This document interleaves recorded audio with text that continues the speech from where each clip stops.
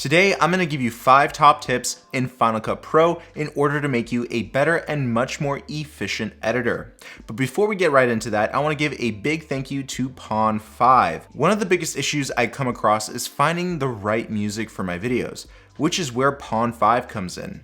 They offer some of the highest quality produced sounds and music there is to find. If you head over to pond5.com, you will be able to demo their 1+ million sound effects and royalty-free music. And the best part is that it will be yours to use forever once you download it. And if you use my link in the description box down below, you'll get 20% off your order. But don't forget, this will not last forever. So go to pond5.com right now and demo some of their royalty-free assets. I guarantee you, you're gonna love it. All right, let's get back into Final Cut Pro and I'm gonna show you some of my best video editing tips. So here we are in Final Cut Pro 10. This is one of my clients called Rezvani Motors. And I used Final Cut Pro to edit this cool little demo video I did of their Rezvani tank. So one of the first things that I did to make my video editing much more efficient and more productive, I should say, is by using the index. And a lot of people overlook this feature in Final Cut Pro. On the side panel here, you'll notice this tab called Index. When you click on it, it will tell you exactly what's in your project timeline. Every single clip, every single piece of text, audio, everything you need to find. So instead of just scrolling through your timeline looking for a specific clip, you can just go to your index and type and search for it. And on top of that, this index actually isolates the types of files that are in your timeline. For example, video, audio, and titles are all isolated within this index. So if you want to find something, let's say you made an error in a subtitle, you can easily just go to the titles here, find that subtitle, and quickly fix it. That's how easy it is. Tip number 2. Know your keyboard shortcuts. The first most important keyboard shortcut is the B or blade tool. Hit the B key on your keyboard and you'll have instant access to trim, cut, or split your clips. For example, now that I press the B key, I can easily just trim, cut, and split clips. Instead of going through the manual tools right here in the drop-down menu, just memorize all of these keyboard shortcuts and that will make your life so much easier within Final Cut Pro. And this actually leads me to my next keyboard shortcut, which I think is pretty obvious, and that is the undo. Simply hit the Command Z keys and it will undo as many changes as you want. This is my most used shortcut because I make a lot of mistakes in my video editing, and this is just so simple and easy to use. Next is using the A key, and this will allow you to go back to the standard selection tool. This is so you can easily select and move clips around. Next is using the P key, which will allow you to add automatic placeholders when moving another clip. So when I hit the P key and I move this clip around, you'll notice that it creates a null object or a placeholder. But be careful, if you move it around the magnetic timeline, it will eat up other clips, so be careful about that. But if you make this placeholder right here, you can also make it longer or shorter or trim it just like the other clips in your timeline. Next is using the Shift B keys to quickly retime and add automatic speed ramping to your videos. For example, if I hit Shift B, you'll notice that I see the timing of this clip.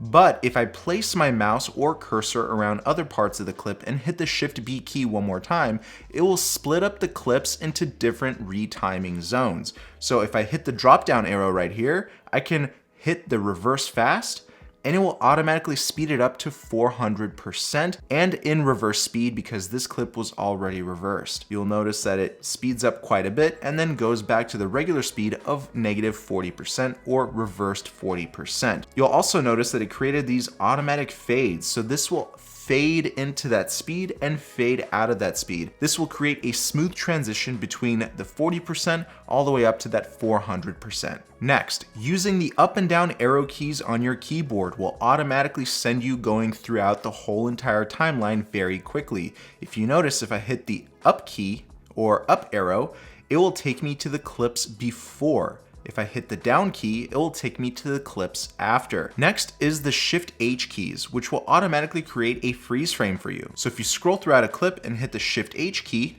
it will automatically create a freeze frame. So you don't have to take a still image or anything like that. You can just create that hold and it will stay there for as long as you want. And you can adjust the hold simply by dragging this orange bar at the top here. Now that we got the most used shortcut keys out of the way, let's talk about adding those digital zoom ins and zoom outs. This is called Ken Burns. You don't have to go through keyframing or using other different plugins.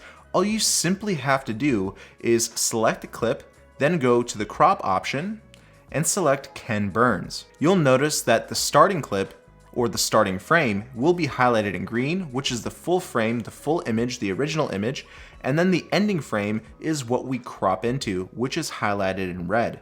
You can adjust this by simply dragging the corners of the image, and that will be the ending frame. So if I hit done and then play the clip back, you'll notice that the clip is starting to slowly zoom in. This is a very simple tool which will make your shots much more engaging, especially if they're on a tripod or static and you just want to add more movement and dynamics into your shots. Tip number 4, creating a magnetic timeline. This is extremely important because magnetic timelines can actually increase your productivity and efficiency. So let's say I want to stack clips on top of each other.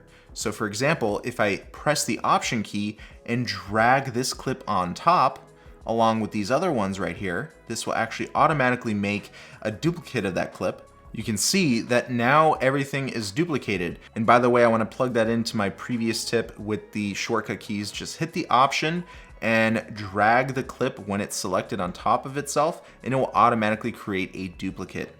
So I want to create another magnetic timeline just because I love the way that everything just snaps into place whenever I make a trim. I'm just gonna highlight all of these clips, right click and create storyline. This will now snap into place. So any change that I make to any of these clips, it will stay stuck and glued together. This is what I really like about Final Cut Pro and makes everything so much more efficient. Everything can just snap back into place, and it will be very unlikely for you to accidentally reorder the clips of your timeline by using the storyline or magnetic timeline. So that's a very important tool right there that I use a lot, especially when I stack clips and make overlays. And last but not least, I want to tell you about my render settings that makes my rendering times very quick and my output very high quality, especially for YouTube. So I'm going to go to the upper right hand corner right here, click on this arrow and box, then go to export file, then go to settings, and I want you to make sure that under format you have video and audio selected, and the video codec set to H.264.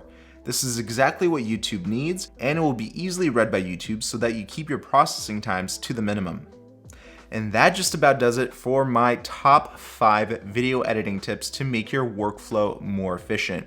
If you like this video, please give it a like and subscribe with those notifications turned on, and I will see you in another video. Peace.